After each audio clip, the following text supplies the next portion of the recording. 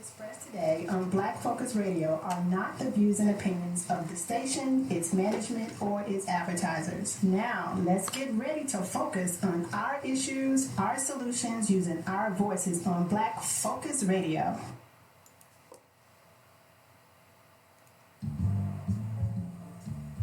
Welcome to Black Focus, the show designed with our community in mind, where we focus on our issues, developing our solutions, using our voices. Central Arkansas, surrounding areas, and the nation. Get ready. Black Focus starts right now. Phone lines open at 855-525-5683. So here's your host, David W. Coleman and Robert Webb.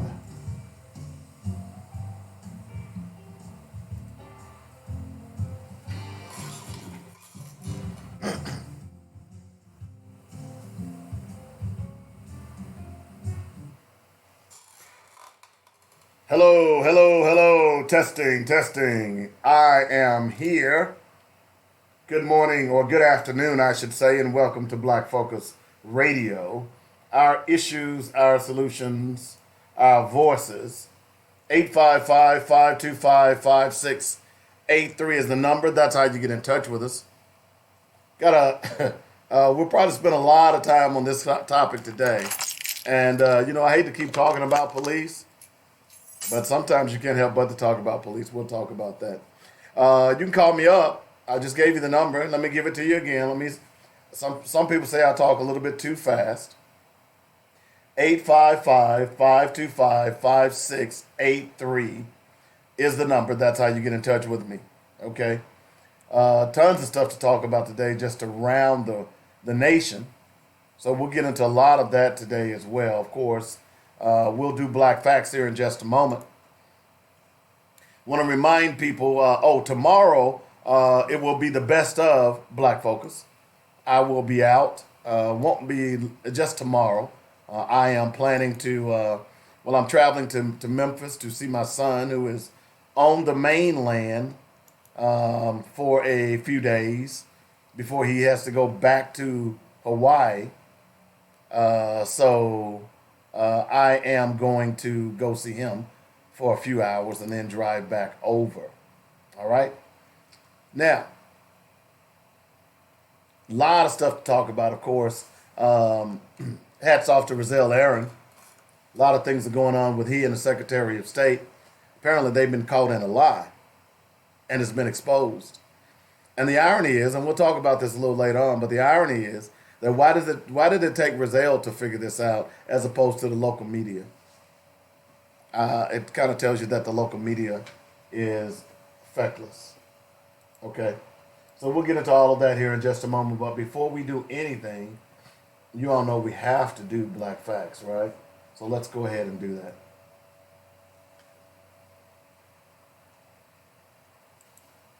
Now, I sincerely hope you are sharing the show. I sincerely hope that you are telling people about the show. I sincerely hope that you are tagging people. Tuesday was Tag Somebody Tuesday. So I hope you'll continue to do that and spread the word about what we're trying to get accomplished here. We need your support. We need a lot of support. And the only way we can get that is from you. I'm not expecting it from the other community, but I'm certainly expecting it from our community. 855-525-5683 is the number. If you would like to donate to the station, if you'd like to buy some advertising, call me up at 615-554-0568. I'll put together a dang good package for you. Okay? So just holler at me. All right. So I mentioned last week about the 6-month advertising package. Let me just say, it's so good I can't tell you how much it costs. And I know you're saying that, hey, wait a minute. People that do that, it's a catch. No, it isn't. I'm telling you, it's good. If you got something coming up down the road, you need to join us and get involved with this advertising package. It's killer. All right? All right, so make sure I get all my wiring out of the way. All right, so let's go ahead and jump into Black Facts. Did you know that the Louisiana Purchase was driven by a slave rebellion? Napoleon, by the way, Leon, did you hear me about that advertising package? 6 months. It's a great deal. And I don't care where you go, you're not going to beat it anywhere. So call me. We've been talking about advertising with your company for years, for a couple of years since I got back. Let's get something done, man. All right, let's do that. All right, I guarantee you can't beat it. All right, let's see. The Louisiana Purchase was driven by a slave rebellion. Napoleon was eager to sell, but the purchase would end up expanding slavery in the U.S. Children in pens, the overwhelming stink of human waste, auctions at which human bodies were prodded, compared, and purchased. It was all in a day's work at the New Orleans, Louisiana slave market, the largest and most lucrative in the pre-Civil War United States. But if it weren't for a slave rebellion, Louisiana wouldn't be part of the United States at all. The Louisiana Purchase was one of history's greatest bargains, a chance for the United States to buy what promised to be one of France's largest and wealthiest territories and eliminate a European threat in the process. But the purchase was also fueled by a slave revolt in Haiti, and tragically, it ended up expanding slavery in the United States. It would have seemed unthinkable for France to cede any of its colonial territory before 1791. The superpower had built a vast network of colonies in the Americas, capitalizing on European taste for coffee, indigo, and other commodities. None of these held a candle, though, to sugar, which dominated French colonial holdings, and Dominique, which was known as Haiti, was one of the great sugar capitals of the world. A full 40% of Britain and France's sugar and 60% of its coffee was produced in Haiti, and the lucrative market lent itself to a particular brutal slave trade. A slave's life in Haiti was usually short and miserable. So many slaves died of yellow fever and ill treatment that the entire slave population turned over every 20 years. And slaves were held in subjugation through a strict caste system. Though there were 10 slaves for every white person in Haiti, slaves occupied the bottom rung of society and were treated like expendable commodities. Meanwhile, Haiti's free black people were organizing, inspired by Republican ideas of liberty, freedom, and equality. They pressed for their rights, and some were given the right to vote in 1790 by the French government. But when the colonial government back in Saint Dominique refused to recognize the law, the groundwork was laid for the violence and revolt. In 1791, the storm broke and thousands of slaves revolted. The revolution brought the colony to a state of insurrection and civil war. As slaves killed their masters and occupied and burned plantations, white people defended themselves, then fled. The social order of the island crumbled, and in an attempt to stop the violence, France abolished slavery. Under the leadership of Toussaint Louverture, slaves took over the entire island of Hispaniola, including Saint Dominique and its neighbor, Santo Domingo. But Napoleon couldn't abide the idea of the island being controlled by former slaves. Behind the scenes, he plotted to take the island over and reinstitute slavery. But when French forces invaded Haiti in an attempt to restore the original order, the slave rebellion refused to budge. They burned cities, used guerrilla warfare, and killed thousands of Frenchmen. France was in shock, and Napoleon began to realize that his dream of a French empire in the Americas might be doomed. He planned to send troops to Louisiana to take over the colony, which he had received from the Spanish through a secret treaty in 1800, in the hopes of using the territory as a trade venue for commodities produced in Haiti. But if Haiti was under control of the slaves, his plan was for naught. Thomas Jefferson and his cabinet themselves, terrified of a French presence so close to the United States, used this conundrum as an opening. They approached the French with the offer to buy New Orleans, a port city of vital significance to American trade that they worried about France owning. To their surprise, France offered to sell them the entire territory of Louisiana instead. As France and the United States negotiated the Louisiana Purchase, Haiti became an independent country ran by the victorious former slaves. But though the victory eliminated slavery in Haiti, it ironically increased slavery in the country that purchased the land Haiti had spooked France into selling. The Louisiana Purchase opened up a new can of worms in the United States. How much of a new territory should be open to slavery? By doubling the size of the United States, the purchase added vast swaths of territory that pro-slavery advocates argued should be filled with slaves. As farmers headed into the newly created Missouri Territory with their slaves, lawmakers tussled over the issue of which parts should have slavery. It took until 1820 for them to agree on the Missouri Compromise, which drew an imaginary line across the new territory that separated free and slave areas. Slavery was now legal in Missouri, and the new state added pro-slave members to Congress. By 1860, there were more than 100,000 slaves in Missouri, and slaves were valued at over $44 million, about $112 billion today. Meanwhile, Louisiana, which also became a state after the purchase, remained a slave state, and New Orleans remained a critical hub of the slave trade. So while a slave rebellion helped drive the Louisiana Purchase, the new territory was destined to become a place of suffering and exploitation for thousands of slaves forced to work there. And ladies and gentlemen, that is our Black fact of today.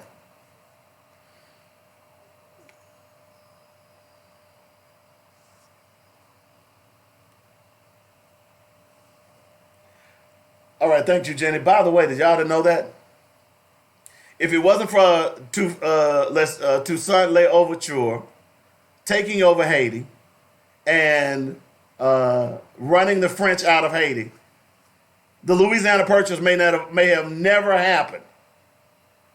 Did y'all know that Haiti was the first free nation in America, in the Americas?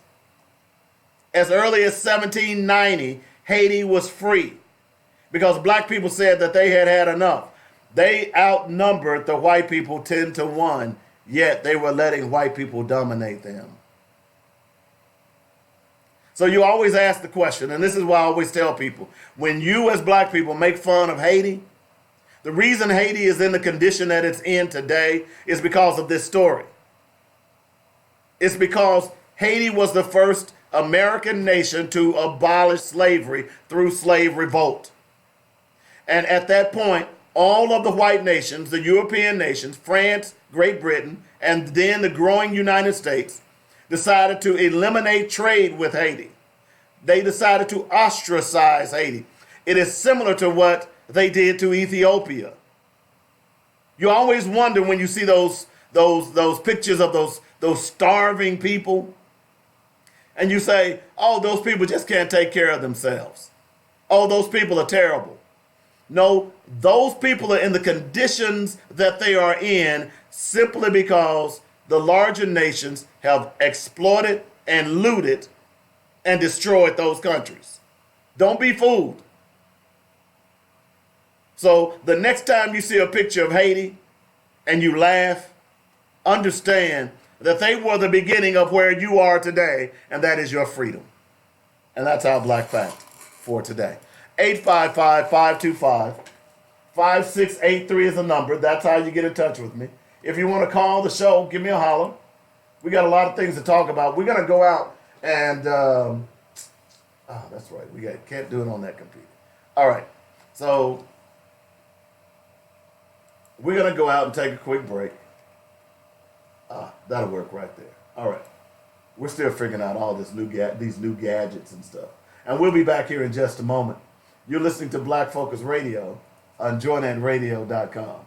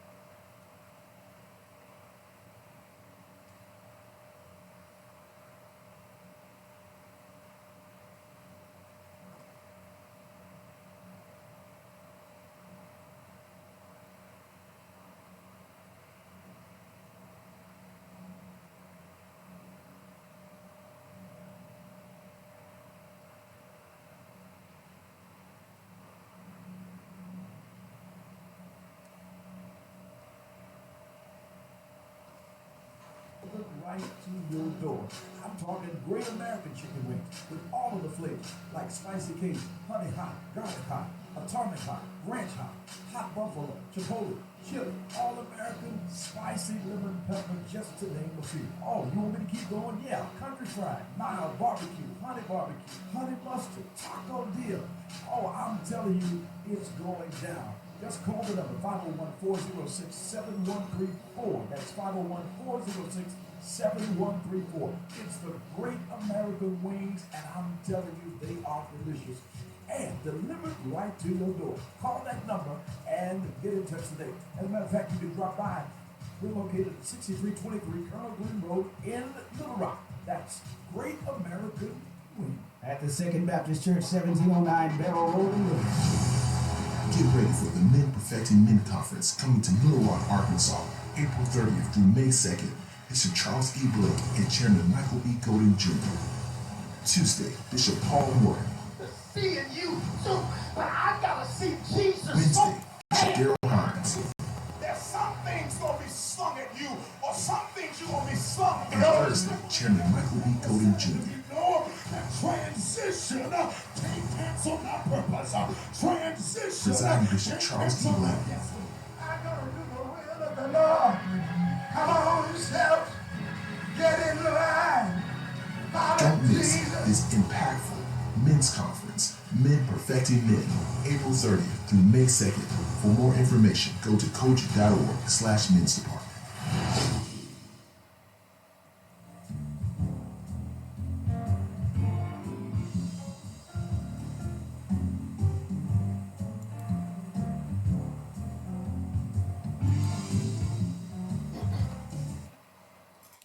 Okay, welcome back to the show, Black Focus Radio. Our issues, our solutions, our voices. 855-525-5683.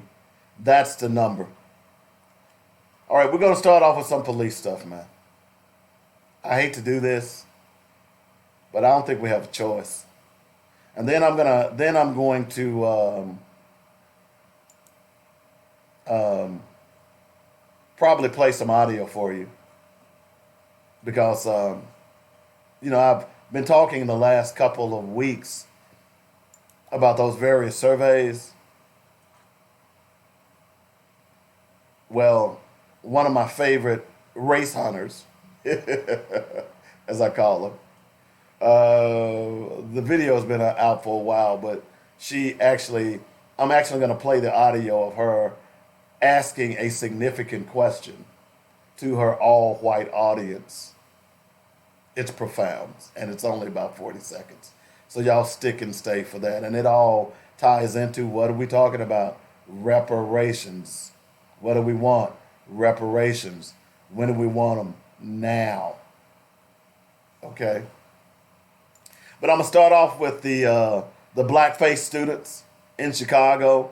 If y'all didn't hear about that, a group of black students walked out of the Homewood Flossmoor High School on Tuesday after a video surfaced on social media showing white students wearing blackface and directing the N-word toward a black woman employee at a McDonald's drive-thru.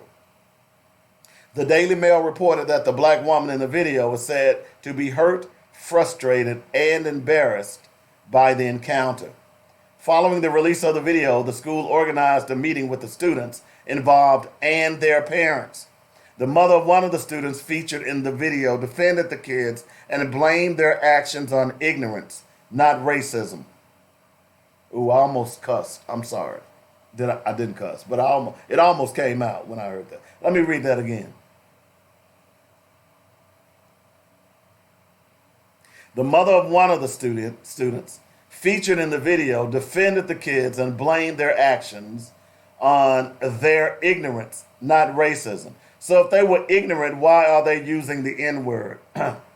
This is a very serious thing, she said, as crazy as it sounds, it is not about race. We are not racist. You are a damn lie. I'm sorry, that's not in the story. I'm sorry.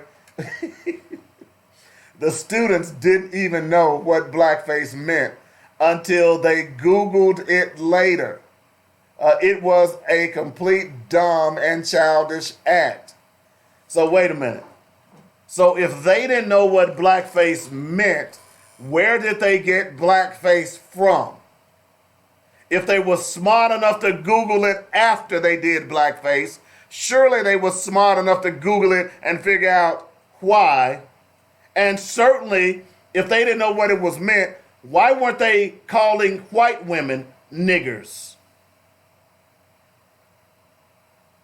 Remember I told you all a few years ago when I first started this show that I no longer forgive white people for racist acts. And I certainly don't forgive their children.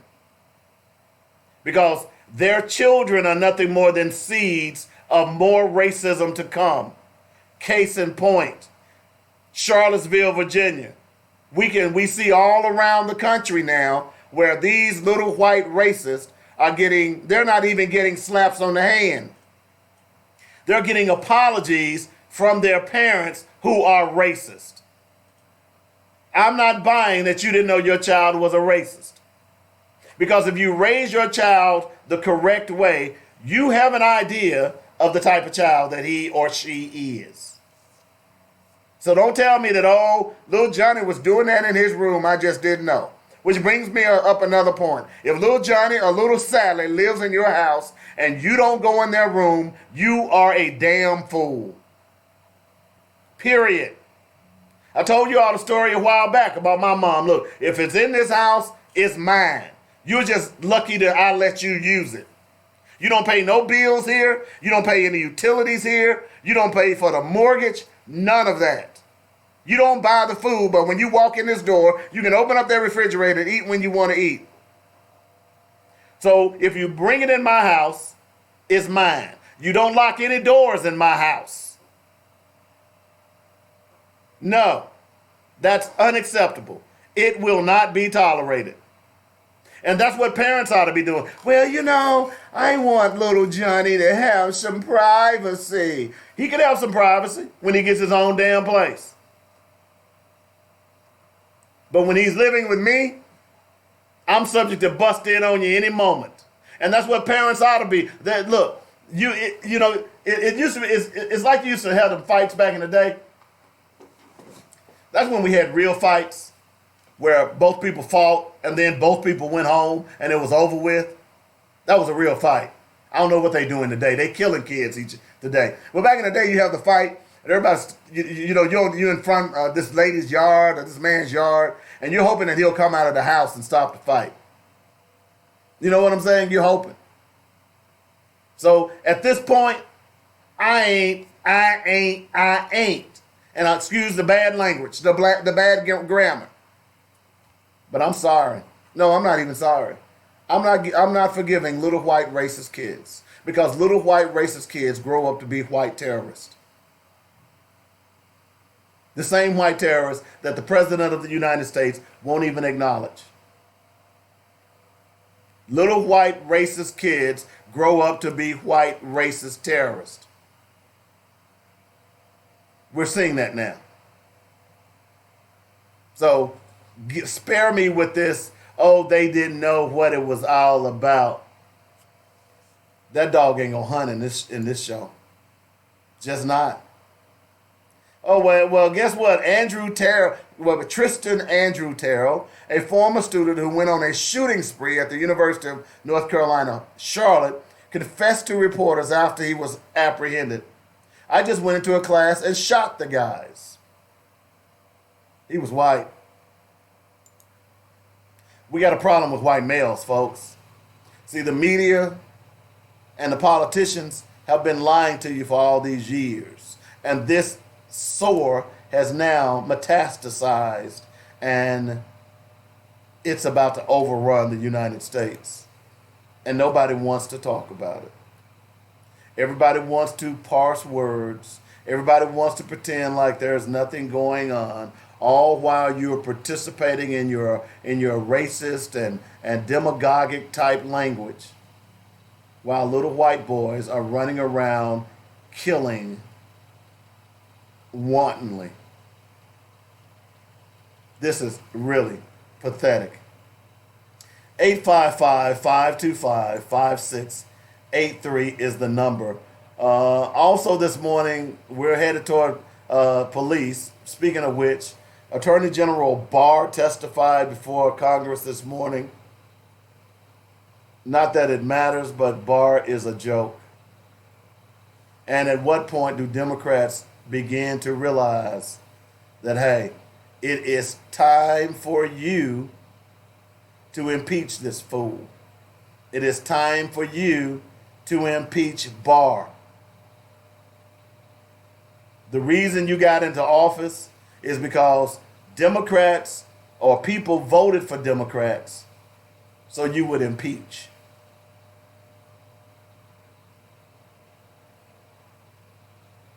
(855-525-5683). I had a pregnant pause there for a moment. My good friend Fahim Ghani just sent me a story that kind of made me pause. We'll get into that a little later. Private equity prisons into big profits.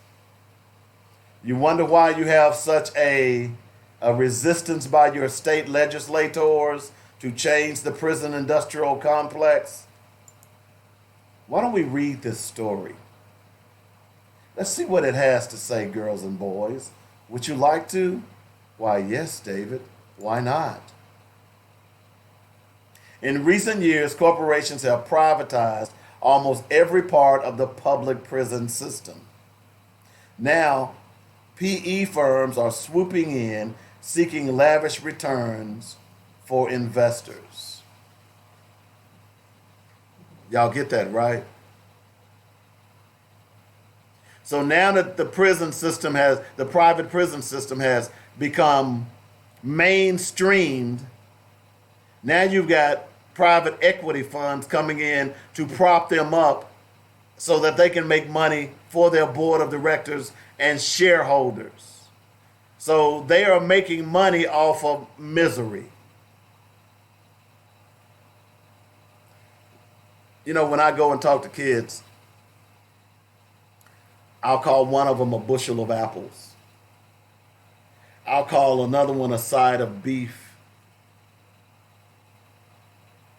And I'll call another one, pork. And I have them stand up beside me and I say, now you're a bushel of apples, you're a side of beef, you are pork. I'm a farmer. I sell and grow all three of you. Now, if I want to get rich off of what I sell and grow, what do I need to do? Quite often they'll hem and haw a little bit, and then they'll get it, and they say, well, I would have to sell a lot of beef ribs and steak. Yep. I'd have to sell a lot of pork chops or pigs. Yep. I'd have to sell a lot of bushel of apples. Yep, that's right. Now think about it from this perspective. Instead of you being a side of beef, you being a pork, and you being a bushel of apples, let's say you're being you. And I run the prison industrial complex. What would I have to do in order to make a lot of money? Most of the time they don't get that answer. But here's what the answer is. That if I run a private prison where I'm averaging $25,000 to $30,000 a year per inmate, whenever I have an empty bed, I'm losing money. Did you get that, right? So instead of those three young men being beef, pork, and produce, they are now living commodities. And if I, as the private prison owner, want to make money, then I have to sell a lot of beds. In other words, I have to keep my beds full. Look at the stock market. Go out and look at the stock market. Off the top of my head, I don't have the stock exchange call letters for these private prisons, but just go out on Google and Google private prisons and their names. Then go to the stock market and then follow their stock. You know what? I used to have stock in private prisons until I just couldn't bear it any longer. So what I'm trying to get you all to understand is that your children, or let me just say people, are a commodity for private prisons. They want state legislators passing onerous laws so that they can have people convicted where they end up in their private prisons. In some states, private prisons have an understanding with those legislators that they must maintain a 95% occupancy rate. Do you understand what that means? So if I have a private prison, I'm going to make it simple for you. If I have a private prison and I have 100 beds, okay, the state in which that I reside my business has guaranteed me a 95% occupancy rate. Baby, people, this is basic math. So what that means is that of the 100 beds, the state is going to guarantee that I have 95 of those beds filled at all times. This is not me saying it. This is not some conspiracy theory. This is fact. Do yourself a favor, do some research, and Google. Okay? The state is going to guarantee me a 95% occupancy rate. So if I have a prison that has 100 beds, the state will guarantee that 95 of them are filled.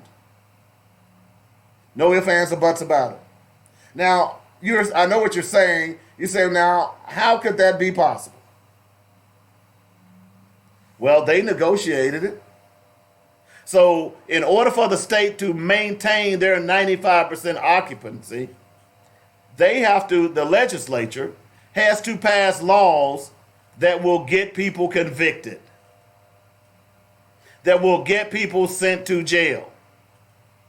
Now, in return for that 95% occupancy rate, those private prisons shuttles money to all of these state legislators. You see how sick this is? So the private prisons, in the form of lobbyists, shuttles money to campaigns. They fund outings, they fund lunches, dinners, you name it. These are the private prisons.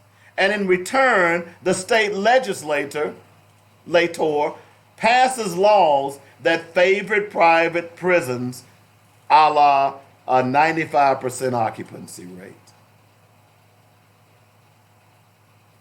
Your child is a commodity. You are a commodity.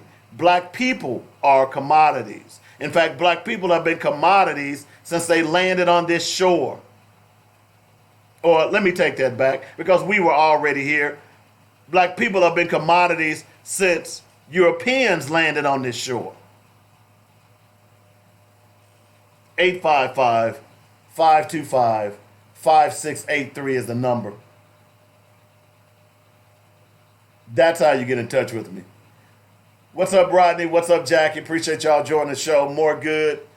Thomas, Greg Thomas, Herbert Johnson. Appreciate you joining the show. Spread the word. 855-525-5683 is the number. I hope you all have gotten that app downloaded. We are going to play a couple of videos. And it's going to be an audio, so you're going to need to have the app to hear these. Okay?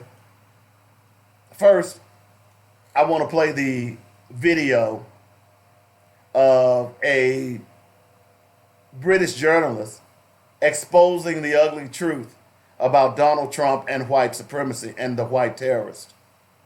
This is some real stuff, folks. So listen to this.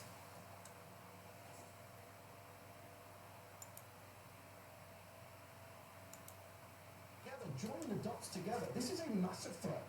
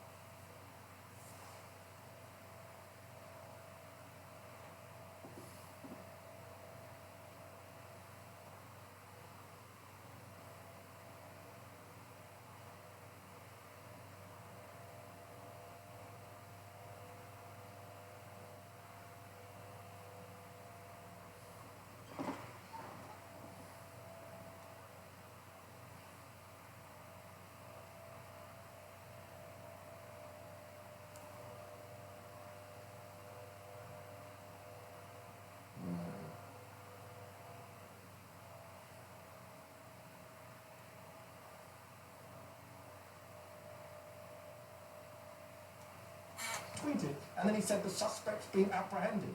No kind of anger or outrage or any kind of policy prescriptions here to deal with this problem. I wonder why. He always tries out these lines, always at rallies, and then he escalates. And what's so depressing, as Daniel Dale and other reporters have pointed out, is that when these rallies happen now, we've become almost numb, both to the calls for violence, the fascistic language, the entire spectacle is fascistic. And therefore, you know, it's reported on as, oh, Trump takes a dig at his opponents. Trump makes provocative remarks. But as you say, it's much darker than that. This is a president who's willing to incite violence against Democrats, against minorities. He's now talking about having purged scum from the FBI and the CIA, which is something I never thought in my lifetime I would hear a Republican president not just say, but get cheered for. I've said it before in print and elsewhere. I worry that when time comes for him to lose, if he loses the next election, he won't leave because he spent years inciting violence, creating an atmosphere where he has this cult movement behind him. He's nudged and winked and nodded towards all these white nationalists who are heavily on. Was it only a few weeks ago? I think I was on this show talking to you about, do you remember when he was talking about, I've got bikers for Trump, and they're much tougher than your guys. This all fits in the same language when he's asked about white nationalists. He says, I don't think it's really a big threat. Put it all together, join the dots together. This is a massive threat to American democracy, which really makes me worry when I hear Democrats in Congress say, well, you know, we'll beat him in 18 months. Well, hopefully we've got 18 months. I haven't heard it put so well yet. And unfortunately, it takes a British journalist to really bring it home as it relates to these white terrorists. I've been saying for quite some time now, even on this show, this is why I've been telling you and I just saw a video, and there's two that I see. There's one group, this black father, I think they're called survival girls. They're two black girls, and their father was ex-military. And he takes them out in the woods, and he teaches them how to survive. He teaches them how to load weapons. He teaches them how to shoot automatic weapons. And many black people was taking this man to task. What's wrong with you people? Are you all not looking at the news? Are you all not paying attention? Are you all so naive to believe that white massa, who enslaved your grandparents and your great-grandparents, who raped and murdered, wouldn't be willing to push the tables back if they could? We're seeing it in real time. So to see people upset with this father for teaching his two girls how to survive, you're crazy. I saw another video. This man had his kids had to be 5 or 6 years old. These were little bitty ones. When the little bitty boy was shooting the gun at the target, I mean, his arm was just snapping back, not real far back. And he was teaching them how to shoot. And the question was on the feed, is this father wrong for teaching his children how to shoot a gun? No. First of all, if you teach children about guns, then they are less likely to be fascinated by guns. Think about it from this perspective. Let's talk about sex education for a moment. Part of the reason that our children, our young people are so fascinated by sex is because we make it taboo. In Europe, it's not taboo. Sex is not a big deal. It's a natural way of life. Okay? I remember years ago, we used to sneak and watch Benny Hill. You all remember that, right? Some of y'all may not. Benny Hill was actually pretty funny. He was a British comic. But here's why we as young lads would watch Benny Hill. Because quite often, somewhere throughout that episode, that 30-minute episode, and Benny Hill quite often didn't come on. It didn't come on until 11 o'clock at night once it started coming on. At some point in those episodes, women would get bare-breasted. You get to see their bazookas. Okay? Now, the reason I'm bringing this up is because this was a British comedy. It wasn't a big deal about the body. But here in America it is. And see, what it leads to is more curiosity, more promiscuity than it does in Britain. Now, why am I bringing that up? It's because if we continue this taboo about guns and not teaching our children about guns and what they can do, then it's going to continue. So I applaud fathers who are teaching their children how to defend themselves. Because these white terrorists are real. Did you hear the statistics? Did you hear what he said? The 50 people that were killed last year that was designated by the authorities as terrorist acts, all of the people who committed those acts were white people, white males. Wow. Of the terrorist acts that has occurred since 9/11, the majority of them have been white males. So going back to the story earlier about the children in blackface, the white kids in blackface, welcome to your world. This is why we need to start educating our children. And by the way, I'm hoping those black parents at that high school, because see, here's what I know what hurt some of those kids, is that some of those kids in blackface, I guarantee you, were friends, or at least the black kids thought they were friends with them. And then you see your friend in blackface. So what does that mean that he's been saying about you all along? 855-525-5683 is the number. We got to go out and take another break. We'll be back in a moment. You're listening to Black Focus Radio. I'm Dynamic Dave on joynetradio.com.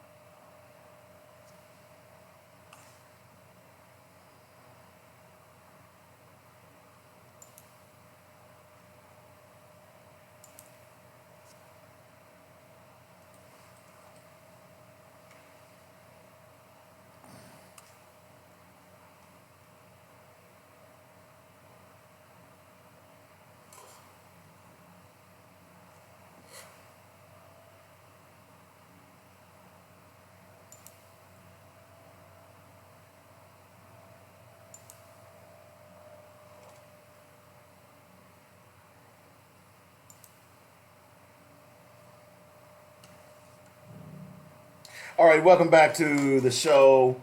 We got about 10 minutes to go in the hour. Next hour, we're going to get into this Muhammad Noor trial and his conviction. If you don't know who Muhammad Noor is the black cop who shot a white woman whom he said was in fear of his life, but he was convicted. So I'm wondering why black cops don't get the same latitude as white cops. We'll discuss that here in just a moment. 855-525-5683 is the number. You all, I've told you before, and I took this concept one time and did this when I do my seminars with healing hurting men, and I go out and I talk to women, and I reverse the table on them. Because quite often, I've often said that women don't really know what men go through when it comes to having to pay custody, to pay child support. Now, Jane Elliott, whom we've had on the show, whom I love dearly, whom I've been following as long as I can remember, she is the white woman who is no nonsense when it comes to race. And, you know, we often have asked the question, and about a week or so ago, if you remember, I did the show about why white people vote against their own interest. How is it that a poor white that's making $18,500 a year and a poor black is making $18,500 a year, and that white will vote against health care? That white will vote against AFDC, or public funding for schools, when it will actually benefit their schools. I've often given you the reference to Owsley, Kentucky, where Owsley, Kentucky is one of the poorest counties in the nation. For the first time under Obama, they were able to get health care, but soon as they got an opportunity, they voted for a Republican. They vote Republican 98% of the time. So I've asked the question, and to show you how embedded racism is, to show you how white people understand that concept, because I would ask women when I would go out and talk to them, I'd say, hey, look, and I'd tell them my story. I'd tell them all the things I had to go through as a dad. Every 2 weeks, 21%, no control on where my money's going. Show up for visitation. The ex isn't there. Just on and on and on. And I would ask the question, get to see your child. You can't go to the schools. You can't talk to the teacher, although that's a lie because I figured out there's a law that will allow you to do that. Can't do any of that stuff. So I would say, how many of you all would be willing to do that? Raise your hand. And as often as I did those seminars, I have not done one in a while, but I know I did enough seminars where I talked to over close to 5,000, 6,000 women in various parts of the country. And I would ask how many of you all would be willing to go through what I just delineated. To this day, I have never had a woman to raise her hand. And I then would ask them, so if you won't agree to it, what makes you think it's fair to fathers to agree to it? And the answer is that they understand that what I described to them and what they've heard about what fathers have to go through, it is intrinsically unfair. Listen to this when Jane Elliott confronts a group of white people. And I guess I should tell you, listen to the silence.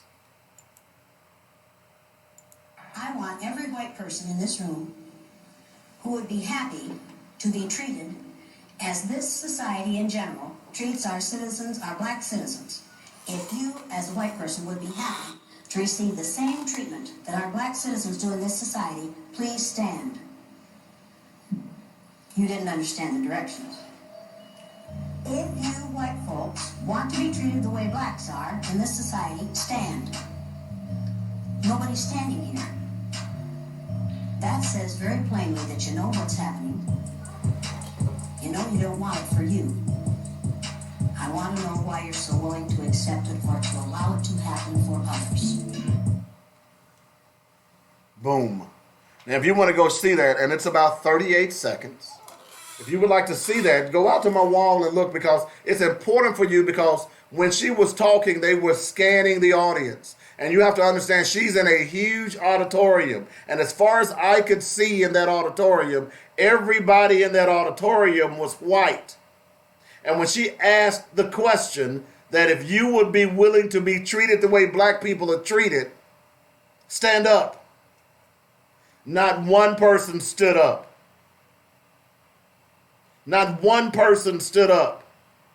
And you should have seen, I want you to be sure when you watch the video that you pay attention to the faces of those people in that video. Pay attention to it. Okay? It will shock you.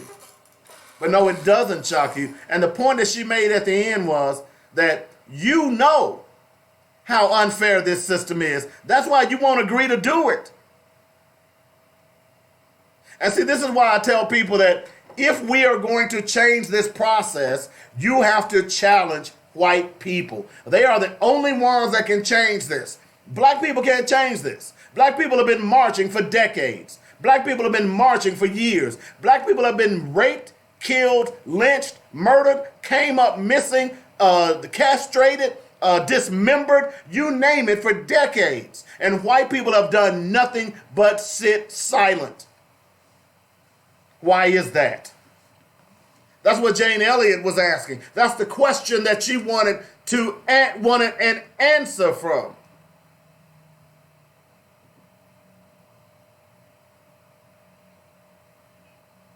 You want to change this? I tell white friends, the ones that I have, when we have these conversations, I say, well, if you're against civil rights, then you're crazy. Because, yeah, 2042 is coming. You're going to be a minority. Doesn't it make more sense to strengthen civil rights legislation today? Because in 20 years, 20 short years, your grandchildren will be minorities. And they're going to need civil rights. But instead, you allow these closet bigots and racists to try to run this country so that you can have put together legislation to keep the status quo. It's not going to work, folks. We woke now. Some of us are. And as long as there's breath in my body, I'm going to continue to shout it to the rooftops. It's time to wake up.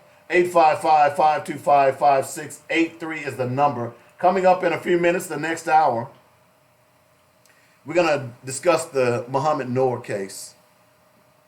See, I told y'all last week that this is a serious case that we can pay attention to when it comes to this police brutality stuff. This conviction speaks volumes.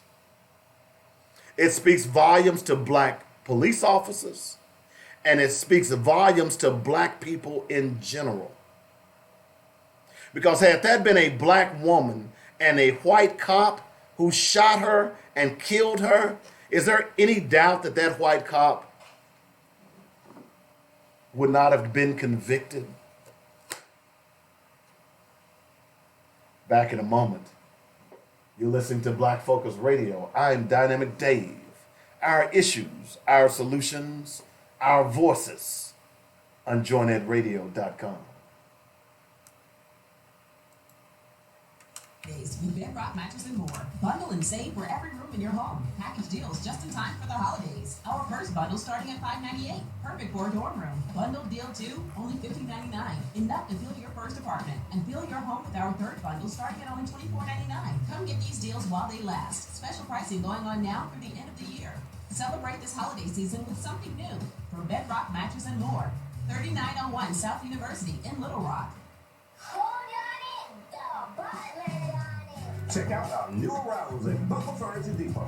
Sofa, sectional, bedroom set, pop sets, as well as home appliances now. You get a finance! You get a finance! Everyone gets a finance! No credit check plan with 99 same as cash. Make Bumper Furniture Depot your one-stop shop. Call 562-8333 for directions. Who done it? What done it? Bumper Furniture Depot. Hi, I'm attorney Theodore Thompson from the Thompson Law Firm, and I want to help with your legal matter. Whether it's criminal defense, bankruptcy, personal injury, or family law, I want to help you. I can be reached at 501-503-5095. Don't face your legal issues alone. You need an attorney whose primary objective is to provide you with the best legal representation. Our office address is 415 North McKinley, Suite 710 in Little Rock. I'm attorney Theodore Thompson, and I want to provide you with the best legal representation. I'm so glad I found a Kick Above. It's like my very own personal training studio. A Kick Above removed the guesswork and intimidation and offered me a very supportive and structured environment specific to my personal goals. Kim Leverett and her certified personal trainers even offered nutritional guidelines for my personal workout. It's about me at a Kick Above. Call 501-868-8850 or go to akickabove.com. Now, what am I wearing tonight? Thanks to a Kick Above, I look marvelous. Mitchell Funeral Home welcomes all of Arkadelphia and Arkansas in Clark County since 1966. At Mitchell Funeral Home, they understand that the funeral is a celebration of life and legacy, so the entire staff takes great pride in the caring, personal, and professional services they provide. Cremations, funeral planning, burial policy, life insurance, notary, and monument sales are just a few of the services they offer. Flexible packages are available as well. Mitchell Funeral Home appreciates the trust and confidence placed in them and will continue to enhance their services so as to serve you better. Call now. Get connected. 870-246-2611. That's 870-246-2611. Call, click, or come by. MitchellFuneralServices.com. Don't wait till we're needed. Call us now. Let's walk through this together. 870-246-2611. It's quality you can appreciate and service you can depend on at Mitchell Funeral Home.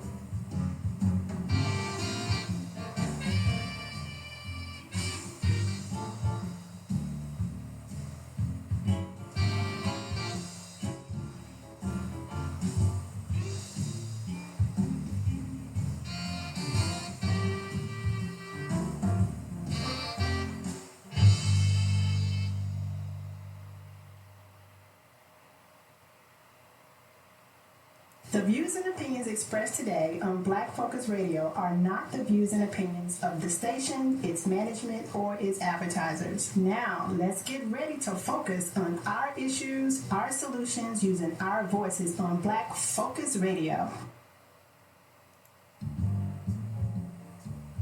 Welcome to Black Focus, the show designed with our community in mind, where we focus on our issues, developing our solutions, using our voices. Central Arkansas, surrounding areas, and the nation. Get ready. Black Focus starts right now. Phone lines open at 855-525-5683. So here's your host, David W. Coleman and Robert Webb.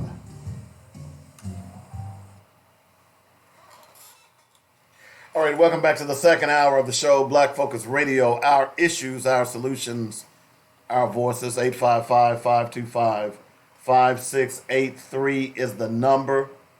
That's how you get in touch with me. If you're in the central Arkansas area, Memphis, I-40 corridor, any of that, expect rough weather, thunderstorms throughout the afternoon and tomorrow. It wasn't looking pretty earlier today. So hopefully it'll get better. So this hour, we're going to spend a lot of time on Muhammad Noor. I will tell you that right now. We've talked about it over and over again. We started discussing it when it first happened. And even then, I told you that there would be some problems. Even then, I told you that we will really get to see, although I was already aware, but I know there were some people who were still sitting on the white man's fence, hoping that what we already know wasn't true. And that is that the wanton killing of black unarmed suspects is nothing more than will and want. That's all it is. Because, yesterday there was a shooter at North Carolina. He was taken into custody. Now, I remember when the shooting took place in Florida at the school, and there was an officer on duty, and he refused, remember that? The Broward County Sheriff? He refused to run into the school with his revolver or his 9mm because he was truly in fear of his life. So he cowered. So this guy comes in, shoots up at the University of North Carolina, Charlotte, clearly, and kills one, injures two others. Clearly, this guy was a threat. Clearly, police knew he had a weapon. But guess what? This guy lives to tell about it. Black people with cell phones, ink pens, hands up, walking away, legal firearm licensing, CDs, Lucy's, Skittles, you name it. Anything but weapons, they're being shot down like dogs in the street. And you hear officers claim they are in fear of their lives. So it brings me to an interesting question, and it's funny that this article pops up today, because why are you in such fear? Are you lucid? Are you to the point where you can determine the difference between a gun and a cell phone, or are you on something? We got to start asking this question now. How could a cop mistake a cell phone for a gun when you use guns every day, when you walk around with your gun every day, when you sleep with your gun every day? How is it that you can determine, and don't give me in a flash of an eye crap, we've all been in situations. See, the mind is a fascinating thing. The mind has the capacity for you to acknowledge and embrace. Have you ever been in an accident? And I can give you multiple examples. Even when I played football, when you begin to get it, everything slows down. When you hear great athletes, what do they say? When they really begin to get it, everything slows down. When that guy's hitting those 23-pointers, what does he say? It was like the basket was a bucket. The basket was an ocean. The mind has a unique way of slowing you down. So when you are in situations, although it might seem like an eternity, those situations are in seconds. So when police say, oh, I had to think in the blink of an eye, I had to think quick, you have the capacity to do that. You really do. So I'm wondering if there's anything that is clouding their judgment. We know police drink an awful lot. We know that. I'm wondering, are we having police officers show up on the job intoxicated or on drugs? It's a fair question. So I want to read a little bit of this article to you before I get into Muhammad Noor, because maybe I'm trying to explain away why they can't determine a gun, but certainly they can determine a black person from a white person. So why is it that the black people are always getting killed and the white people are being taken into custody? See, that's the question that we ought to be asking now. Here's a few graphs from this article. It says do you think police should be drug tested? Police are saying it's unconstitutional. Many people agree to be randomly drug tested as part of their job description. There are benefits to this, as even if it doesn't keep people from working in an impaired state, it does help deter them. This testing often occurs in even jobs not requiring its workers to potentially save lives. So it's understandable that the people of Pittsburgh think that their police officers ought to undergo the same testing. But cops think that's unconstitutional. At least they think it's unconstitutional when it comes to them. Again, cops think that they are a different status. The police force has recently launched a civil rights lawsuit stating that drug testing them counts as an illegal search and seizure. Really? Which would require them to forfeit their constitutional rights to protect the city from civil liability. They also state, in addition to being unconstitutional, it's unlawful in other ways. Namely, it wasn't agreed to in their contract to undergo mandatory drug testing. Their contract doesn't entirely exclude the possibility. At the moment, the police force can only be tested under circumstances where it's necessary, such as if they are involved in a high-speed chase. One case on Baum Boulevard, which led to a crash, resulted in an officer involved being tested. But generally, unless there is a cause, police officers do not need to undergo drug testing. I consented to randomly drug tested at my workplace before, and it wasn't a job where the sobriety was as important as a cop's. I was merely a food service worker, and it was disrespectful to work and interact with so many people without my faculties. But I understand the predicament. If cops didn't sign on agreeing to random and scheduled drug testing, I understand why their hackles are raised over its invasion. I think the workplace agreements should be implemented where they have agreed to be tested. If they don't like it, then they can quit. No one who didn't agree to it previously should be forced into it, but doesn't mean the rules need to be the same, stay the same. So this writer is saying that, hey, cops ought to be drug tested. I totally agree with you. I don't think it ought to be just when they get into a particular. And look, certainly if they get into a predicament, a shooting, a crash, or whatever the case may be, do we know whether or not Charles Starks was drug tested? Do we know whether or not Charles Starks was legally able to drive? Those are things that we need to start paying attention to. I'd like to know here in the Little Rock area, and ask where you are your police officers drug tested? Are they?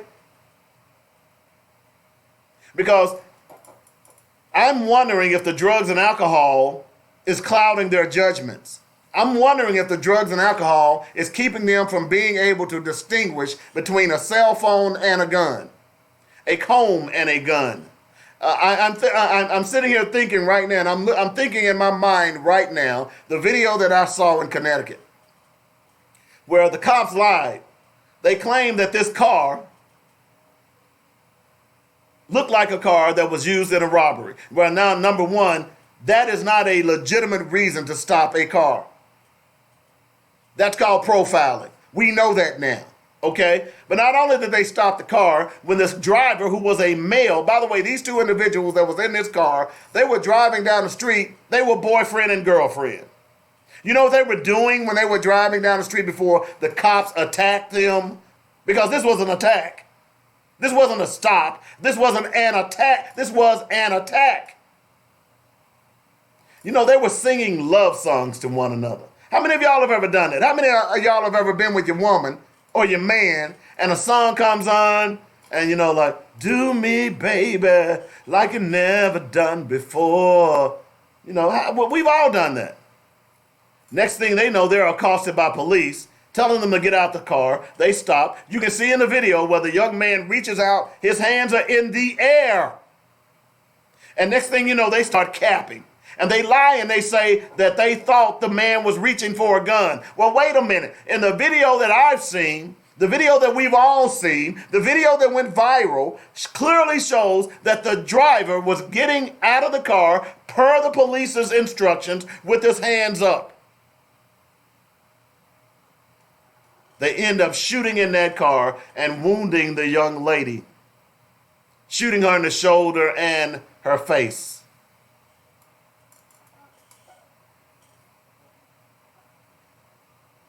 But they'll get off. You know why they'll get off, right? They're white. Look, I'm making no bones about it anymore. There's a problem in this country, and it is white supremacy. And you're seeing it play out everywhere and literally every day. And we got to see it play out with Muhammad Noor. You know Muhammad Noor. He's the black cop, the immigrant cop from Somalia, who was a police officer in Minnesota. He was also Muslim. He was black. So he had 3 strikes against him. He was an immigrant, he was Muslim, and he was black. Muhammad Noor and his partner were driving down a dark alley one night when all of a sudden Justine Damon jumped out of nowhere. Noor, frightened, shot and killed her. Noor later on was surreptitiously charged with murder and manslaughter. Now, when that case occurred, remember I told you right here on Black Focus that Muhammad Noor is going to get convicted. Yeah, he's a police officer. And we've seen over and over again, even prior to the Muhammad Noor case, we saw multiple instances of police officers shooting and killing unarmed black civilians, other people around the country, other white people, sending those police officers thousands of dollars, police unions supporting them and sending them thousands of dollars,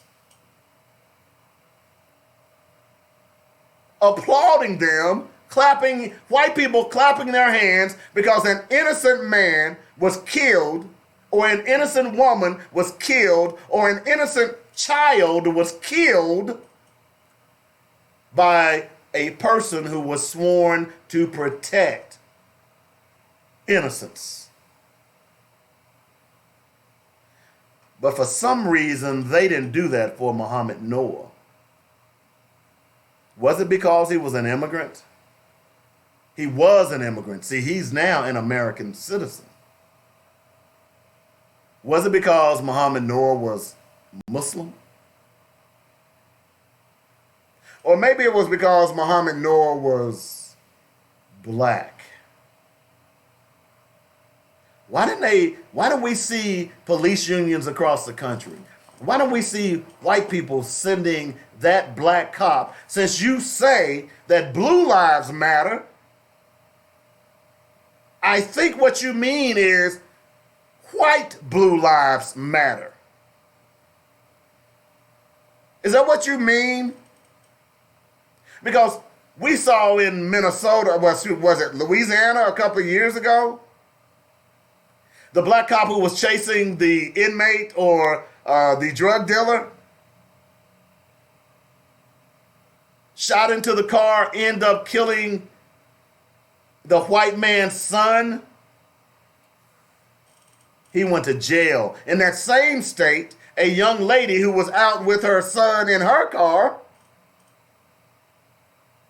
was crashed into by a white cop driving 94 miles an hour.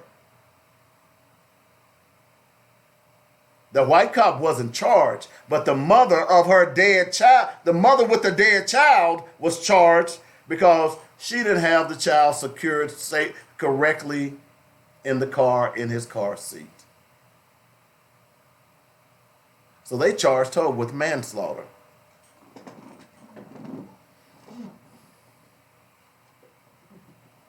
Why aren't y'all talking about this? Why aren't y'all having these conversations with one another? You just can't simply say anymore, oh, that's just America.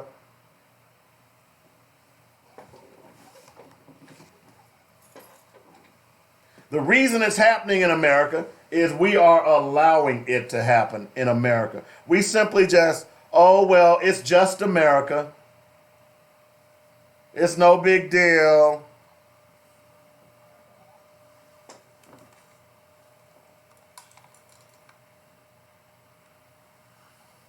Well, I would argue to you that it is a big deal. I would argue to you that this Muhammad Noor case, and this is why I'm not understanding, if our black leaders are paying attention, this Muhammad Noor case should speak volumes to the problem in America. And this is not something that we can sweep under the rug. We have to really address it. Because, you know, Muhammad Noor was convicted of third-degree murder and manslaughter. Let me say that again. Muhammad Noor, who was a cop who shot a unarmed civilian, was convicted of manslaughter and murder. What's the difference in what Muhammad Noor did in all of these cases of these white cops? The only difference is Muhammad Noor is black. Muhammad Noor, well, there are three differences. Muhammad Noor is black, Muslim, and a former immigrant.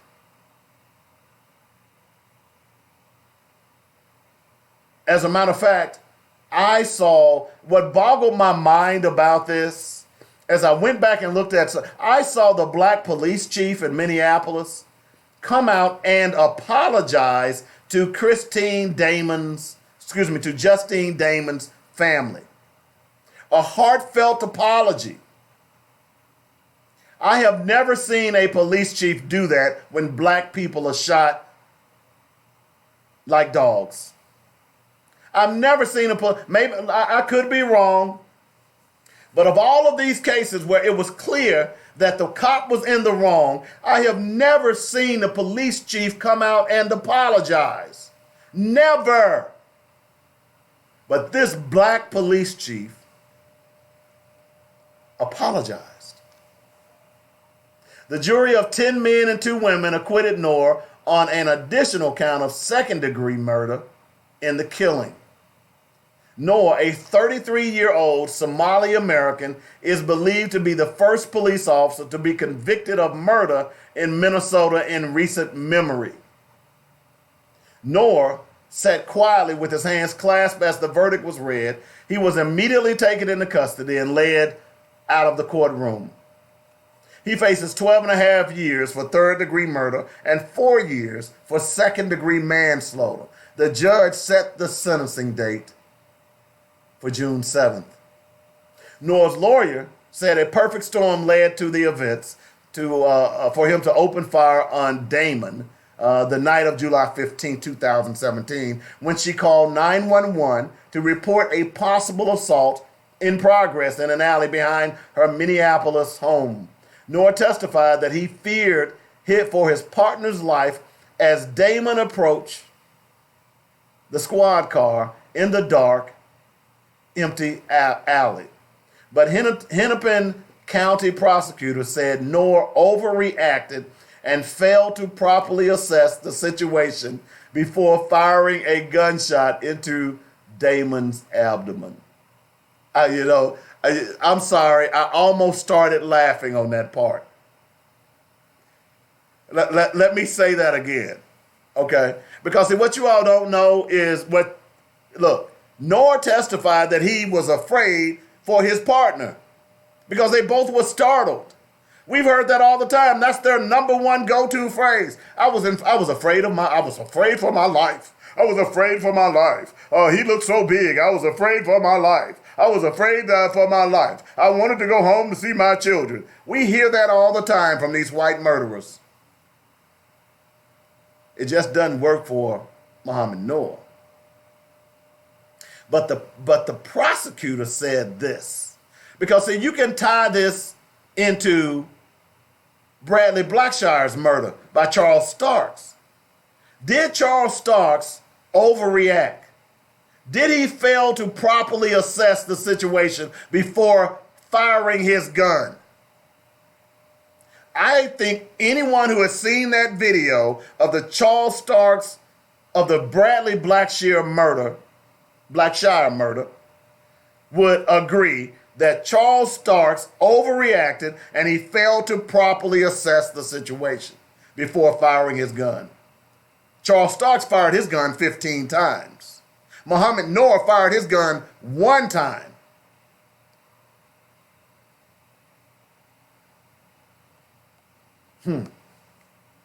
Man, this is deep. Are y'all following me yet? Am I getting through to you yet on this? Because there's a bigger story that we're missing here because we are afraid to really address what's going on in this country today. Damon's death drew widespread attention in the United States and her native Australia. I don't care about all of that. Okay. Okay. All right. I don't want to read all that. Okay. All right. So I'm looking for his partner. Okay.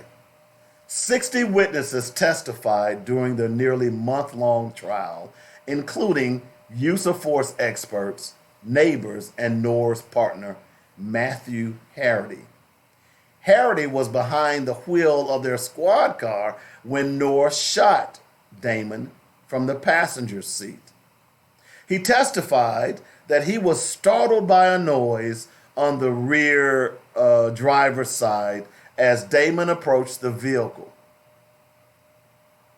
Noor took the witness stand toward the end of the trial, testifying that Harity's terrified expression and the sight of Damon with her hand raised jolted him into action. Although he did not see a gun, he feared his partner might be shot as she began to raise her hand. Let me read that part again. I need to read that part again. Noor took the witness stand and toward the trial's end, testifying that Harity's terrified expression and the sight of Damon with her hand raised jolted him into action. Although, this is the key part of this, although he did not see a gun, he feared his partner might be shot as she began to raise her hand. Now, didn't a guy just get murdered while he was asleep?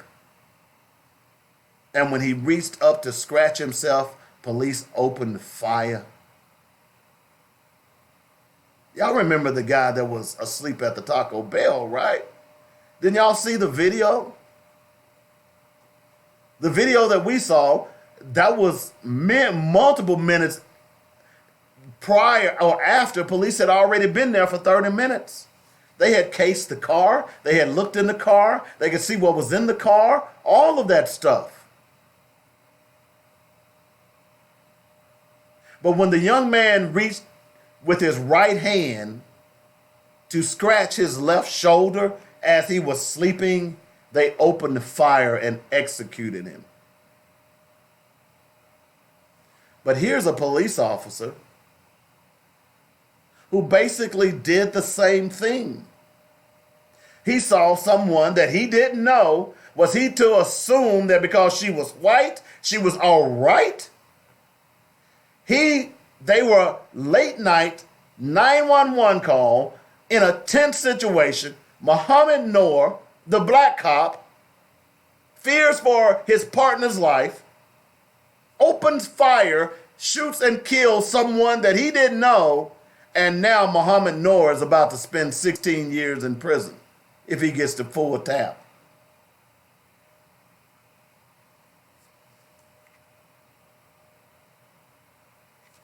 What's wrong with this? Why am I spending so much time on this?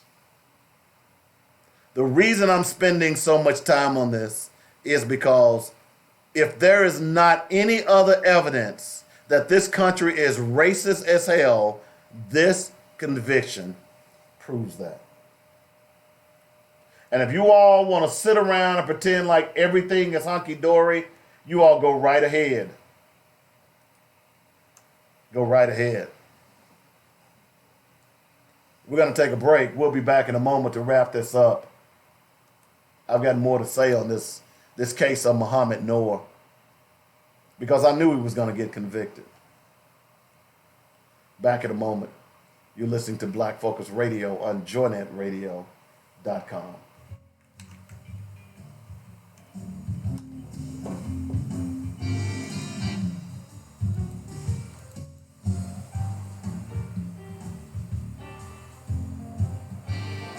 The law offices of James F. Swindoll provides our clients the personal care and attention that larger law firms cannot offer. Our experienced attorneys have brought hundreds of cases to verdict in state and federal court and recovered millions for our clients. If you or a loved one have been injured or have property wrongfully damaged, we may be able to help. Do not hesitate to contact our firm anytime for a free attorney consultation. Call 1-800-848-1290. That's 1-800-848-1290. Or email inquiries at arkansas-personal-injury.com. Our law offices are centrally located at 212 Center Street in Little Rock. That's the law offices of James F. Swindoll, personal injury and products liability attorney serving Arkansas since 1977.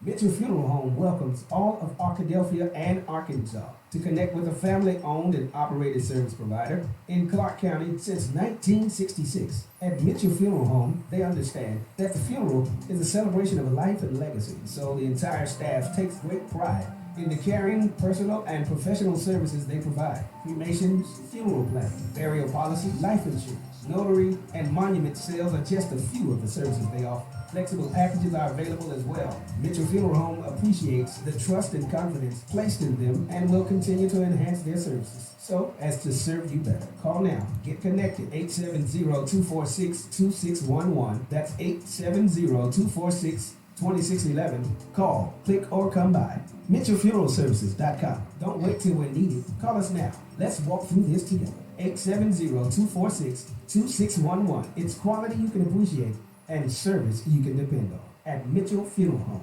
Fill your home for the holidays with Bedrock Mattress and More. Bundle and save for every room in your home. Package deals just in time for the holidays. Our first bundle starting at $5.98. Perfect for a dorm room. Bundle deal 2, only $15.99. Enough to fill your first apartment. And fill your home with our third bundle starting at only $24.99. Come get these deals while they last. Special pricing going on now through the end of the year.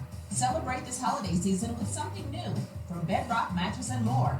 3901 South University in Little Rock. Hi, this is Alvin from Habibi's 4317 East Broadway in North Little Rock. We still have the green top at your very next stop. The same great service, but more of it. Give us a call, 501-663-1553 or 664-2992, or call our toll-free number, 1-877-HABIBI-1. Diapers, pull-ups, hospital beds, wheelchairs, Simply Fit, diabetic supplies, underpads, and more. Your durable medical supply center.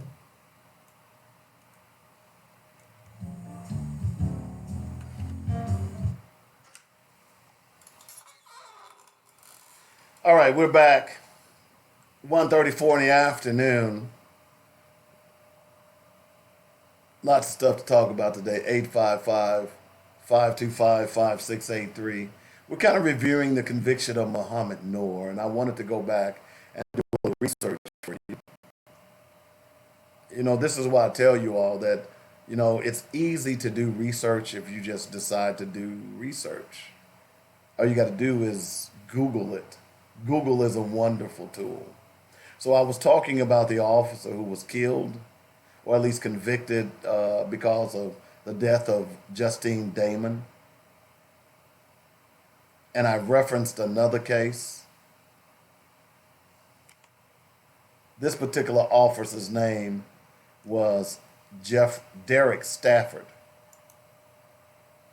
Now, Derek Stafford was convicted in Louisiana a little more than a year ago. Yeah, this story has been around for almost the initial case started in 2015. I've been following this particular case for a while too. There was a high-speed chase Derek Stafford and one of his deputies pursued this gentleman. Okay. The gentleman's name was Christopher Few. They pursued him for 2 miles, and finally they were able to get him stopped. They approached the car, one deputy behind the car, and they both collectively fired 18 shots into the car. Unbeknownst to them, there was a 6-year-old autistic kid in the back seat. The kid ended up getting killed. Now, I agree that those police officers should have been punished.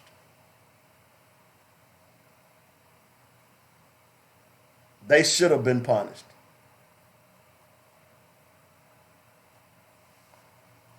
Now, the other deputy, not sure how much time he gets, but Derek Stafford got 40 years for this. They got 40 years for this. And this is in part why most police officers, or police precincts around the country, or departments, I should say, they have a policy that you shouldn't be shooting in the cars because you don't know if there are other people, innocent people in that car. That's why Charles Starks should have been brought up on charges. Because there was another person in it. There were 2 other people. There was a child and another woman in that car. And Charles Starks opened fire in that car wantonly. So Derek Stafford, he got 40 years for this. 40 years. And I'm saying, hey. But here's the thing about this. When this case first broke, I don't remember hearing anyone saying it was the father's fault. It was the white daddy's fault. I don't even remember, even though this guy had a criminal record, I don't even remember anybody bringing that up.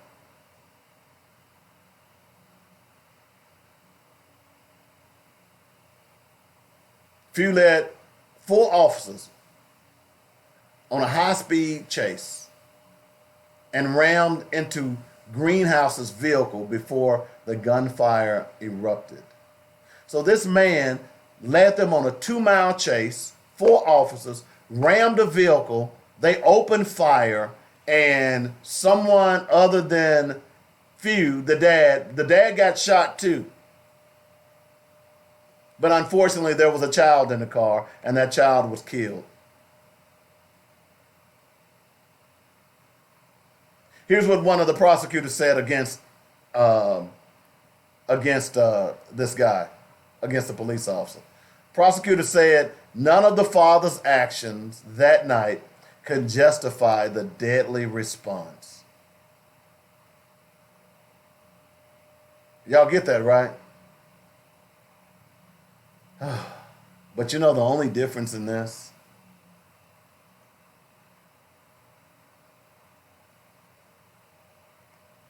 By the way, Derek Stafford, the cop that got the 40 years, they go back and pull up his record and said he had a deadly pattern.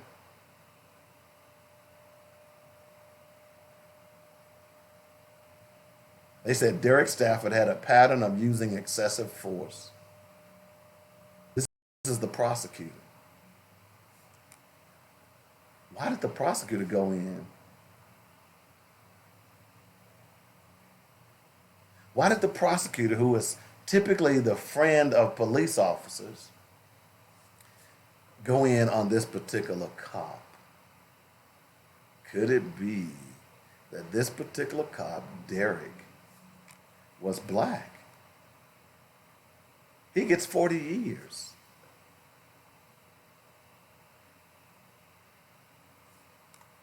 $40 years. But he's a black cop. So my point being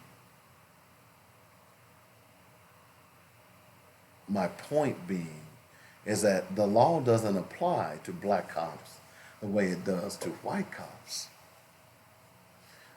You know, I wish, look, if you would call me anonymously, I'll even disguise your voice. But I would really like to hear what a black cop has to say about this conviction of Muhammad Noor.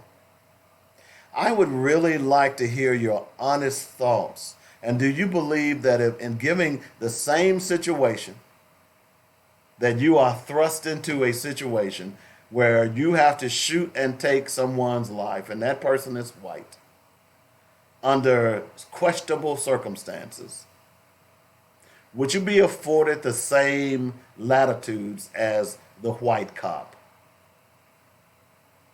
I already know what your answer would be. Are you willing to go on paper and say, hey, hell no? And if that's the case, why do you do that job? Because it's pretty clear why they went after Muhammad Noor. It's pretty clear why Muhammad Noor was convicted. Let me just do a little quick search. Racial makeup of the Noor. Let me see if I can find. I'm curious, folks. I am curious.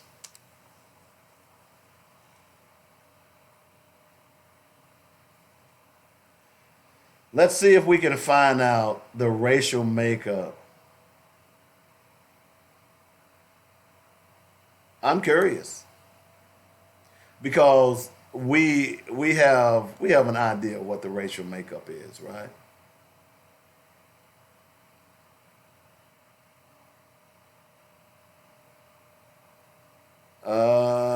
Let's see. 7 women on the panel. All right, okay. I shouldn't be doing research while I'm on the air, but I was trying to quickly see if I could quickly find something.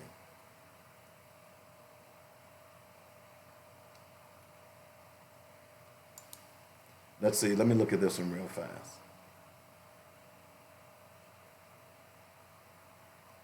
I'm curious. I think I already know the answer. Okay, hinging on 8 data, jury selection, potential jurors. Okay, prosecutors, 18 people who would serve as jurors. Okay. Okay, so right now I don't see anything that shows me the racial makeup, but I would venture to guess that it was predominantly white. If I'm wrong, and I'll find out tonight, and I'll be back Friday to try to get some information. But I'm willing to bet you it was predominantly white.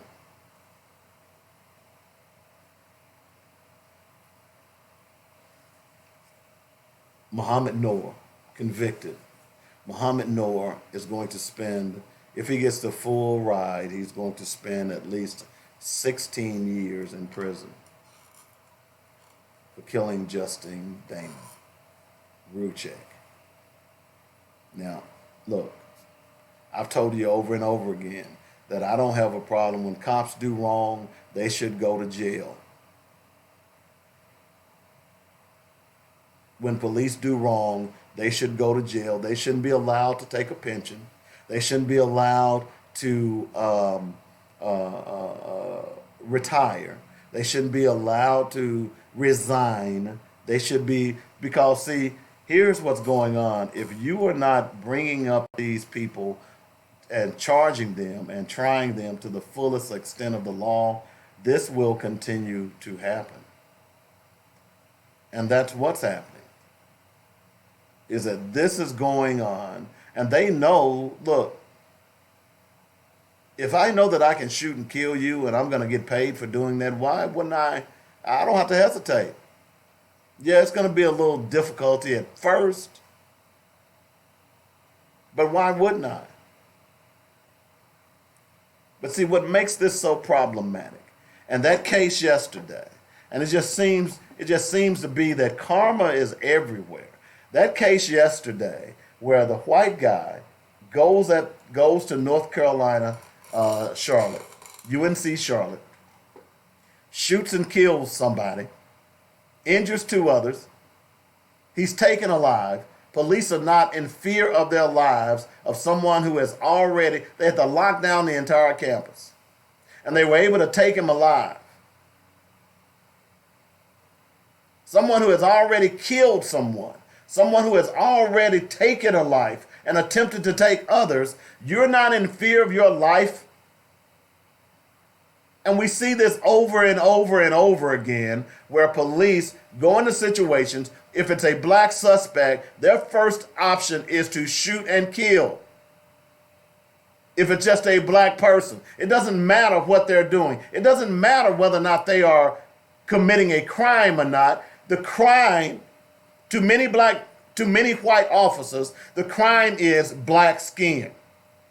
And because he's black, I'm going to shoot and kill him.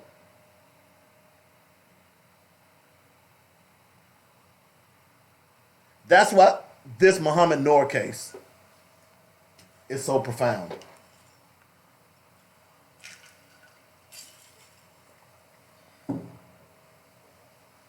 That's why this Muhammad Noor case speaks volumes to the problems that we have in this country. Now, we already knew these problems existed, but it is laid out on the kitchen table for us now. We have prima facie evidence now. Black cop shoots white person, he goes to jail. I've just given you 2 cases. And, we always ask the question, why is it that you rarely hear of black cops shooting white suspects? Maybe this is why. Aren't black cops in fear of their lives when they go to work? I would think so. But they rarely shoot white suspects. But we always hear about white cops shooting black people. They don't even have to be suspects. They can be walking down the street. They can have their vehicles broke down.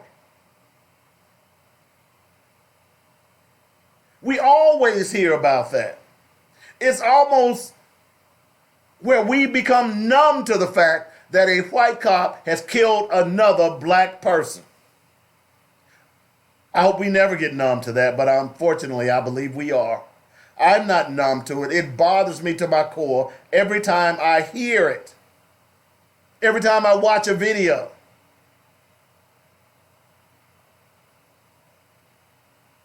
White cops shoot black people. They get on vacation. Soon as Muhammad Noor did this, he was immediately fired. There was no FOP of Minnesota coming to his aid. There was nobody defending him. There were no white people who've been running around saying blue lives matter. We now know that when they say blue lives matter, they mean white blue lives matter. They certainly don't mean black blue lives matter. The Muhammad Noor case has proven to us beyond a shadow of a doubt that when white people say blue lives matter, we know that that doesn't mean jack when it comes to a black police officer. So by now, I'm hoping you all have stopped saying that. By now, I'm hoping you all have stopped saying all lives matter, because apparently they don't when it comes to black people. Now, I've already known this for years. You should have known it. This is a sad commentary on our country, and now we are being led by the king racist himself.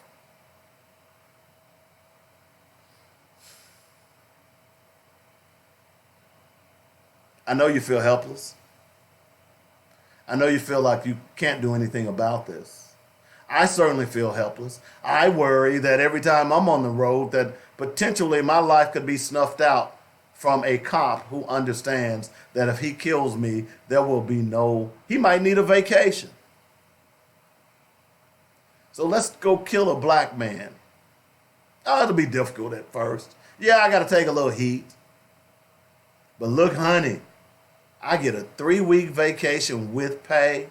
I can stay around the house. I can do all those honeydews that you wanted me to do. All I got to do is go kill a nigga.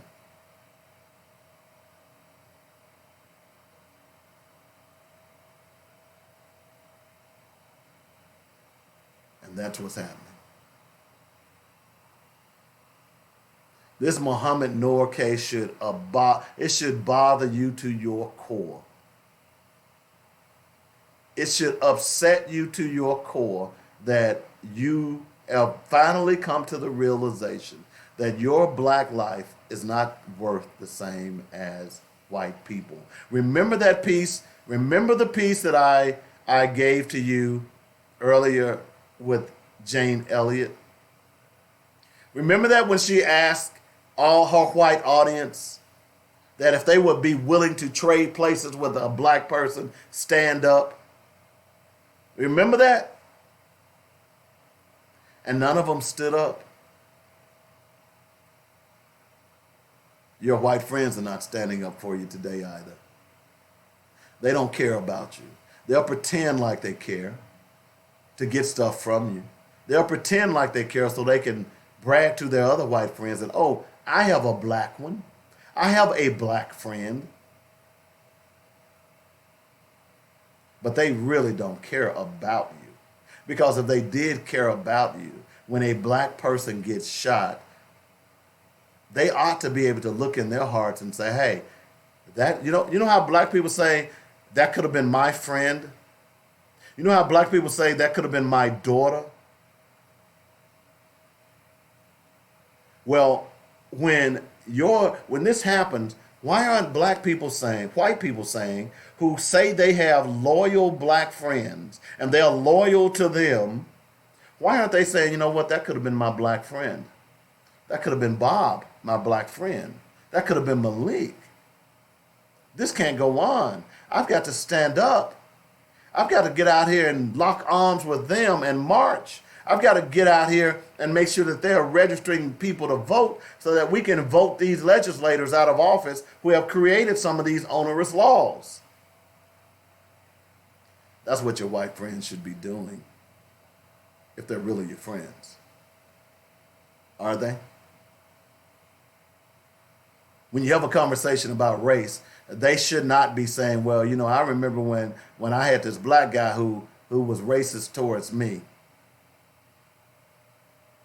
Does that happen to you? Has that happened to you? You've tried to have a conversation with someone who you thought was your friend, and they bring up the fact that they were discriminated against by a black person.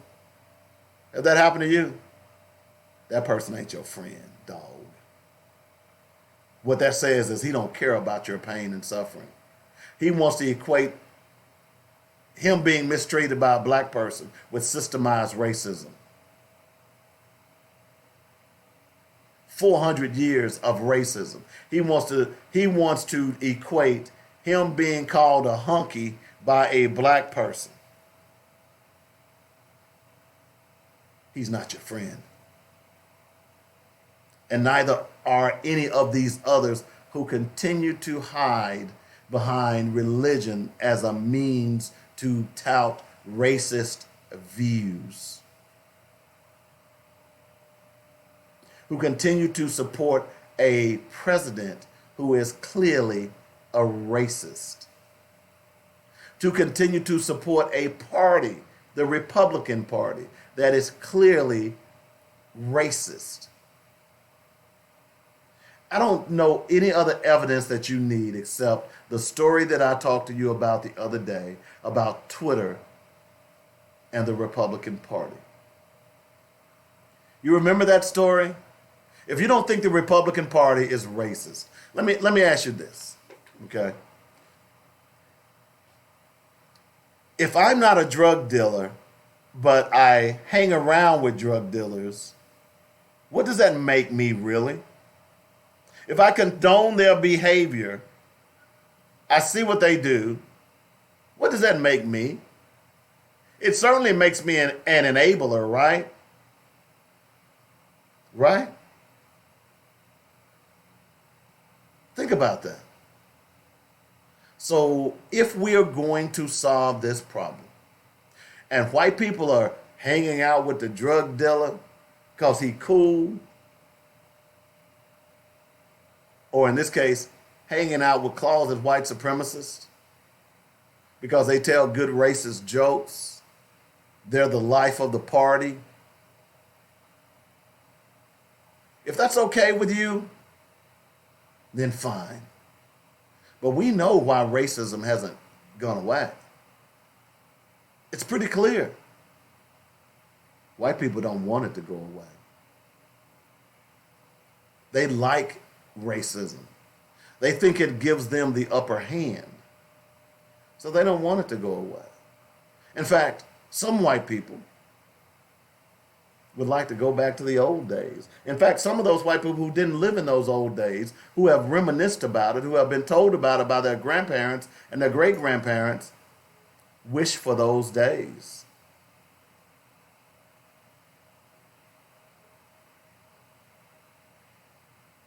So if we're not paying attention now, instead of applauding and saying, hey, look, I'm glad Muhammad Noor, who was a cop, got what he deserved. He killed an innocent person. He should go to jail. But there's a bigger story to this Muhammad Noor case. And the fact that he was black, the fact that he was Muslim, and the fact that he was an immigrant has everything to do with this. Everything. And if you don't believe that, then you are a damn fool. You are. Sorry to hurt your feelings. Sorry to make you mad. But the Muhammad Noor case just walked up and slapped black people in the face. It slapped white folks in the face too, but you know the difference? White folks have no feelings, so they didn't feel that slap. Black people have feelings. They certainly see the double standard. All right, folks, I've got to go. Remember, I'm out tomorrow. We'll play the best of. We'll pick a show. We'll probably repeat this one. This one was pretty good. Going to see my son. Really excited about doing that. I'll be back on Friday. Don't forget, Dr. Rosie Milligan every fourth Thursday. We'll start running promos for her real soon. Thanks for joining me. Remember, the ultimate measure of a man is not where he stands in moments of comfort and convenience, but in times of challenge. Have a great day.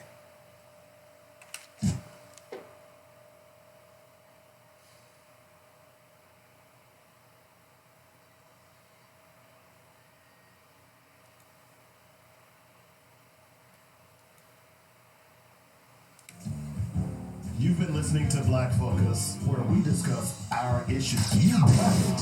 The Joy Network.